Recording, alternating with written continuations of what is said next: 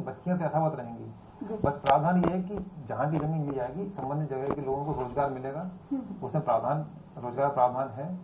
जैसे मध्य सरकार का भी विधेयक है, तो यहाँ भी है। सरकार ने तो 50% तक की रोजगार व्यवस्था की है। जो मध्य प्रदेश में उद्योग लगेंगे वहाँ के क्षेत्रीय लोगों को 50% रोजगार मिलेगा।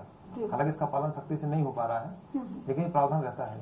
बस्ती उजाड़ी नहीं जाएगी जी। इसमें बस्ती नहीं, इसमें क्या है कि जैसा कि हम लोगों ने पहले बताया कि इसमें आपकी सहमति से ही की जाएगी। अगर मान लीजिए कि जिस एरिया में कोई पहले से रोजगार है, विकास है, तो वो लोग सहमति देंगे नहीं है।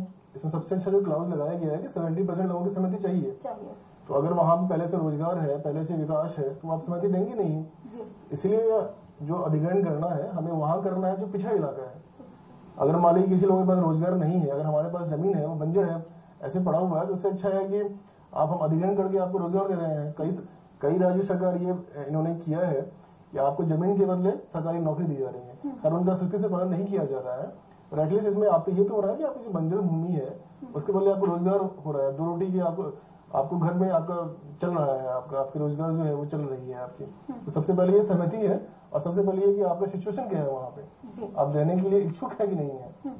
अच्छा, आपको लगता है कि इसमें कुछ इस तरह की एक रिसर्च की जरूरत है, एक शोध की जरूरत है कि शासन के द्वारा एक ऐसी टीम निर्धारित की जाए जो जगह जगह जाके ये रिसर्च करे कि वास्तव में कहाँ के लोगों को रोजगार की जरूरत है, शिक्षा की जरूरत है, और ऐसे लोग जिनके पास में जमीन है, जैसे आपने बताया कि चंबल का क्षेत्र है, वहां पे लोग बरसों से रहते आ रहे हैं, आज भी रह रहे हैं, वो काम के लिए, मजदूरी के लिए मीलों चल के आते हैं।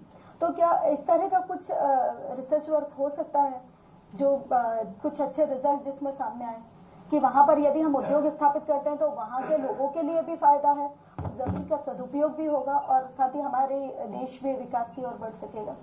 बिल्कुल, जैसा कि मैं भी रिसर्च वर्क किया है, मैंने 6 महीने का मैं पत्रकारिता से मैं PhD कर रहा हूँ। उसमें हमने देखा है कि जहाँ पे आपकी आवश्यकता होगी, अगर मान लीजिए कि उत्तराखंड के काफी सारे एरिया है जहाँ पे जरूरत नहीं थी और वहां प्रोजेक्ट लगाए गए, उसमें काफी सारे आंदोलन हुए हैं। इसमें बिल्कुल रिसर्च की जरूरत है। इंडिया में कई ऐसे क्षेत्र हैं, भारत में कई ऐसे क्षेत्र हैं जहाँ पे जो पिछड़ा हुआ इलाका है, लेकिन क्या होता है कंपनी से साढ़ करके वो लोग वहाँ पे ऐसा, जैसे मैं आपको उदाहरण देना चाहूंगा पोस्को का।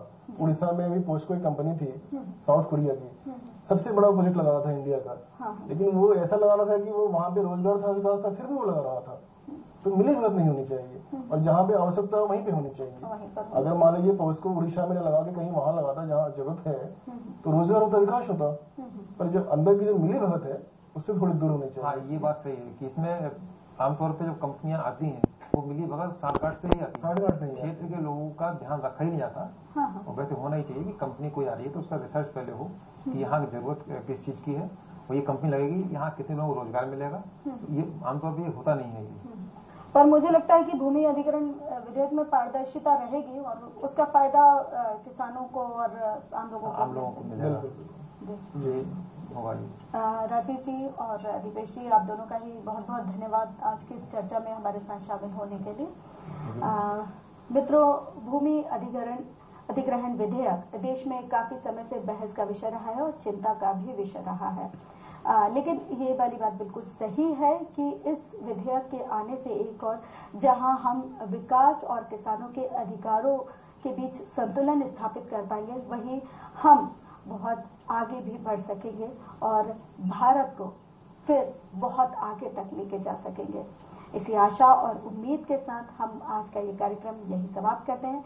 कल फिर मिलेंगे एक नए विषय के साथ, तब तक के लिए अनुमति दीजिए। नमस्कार।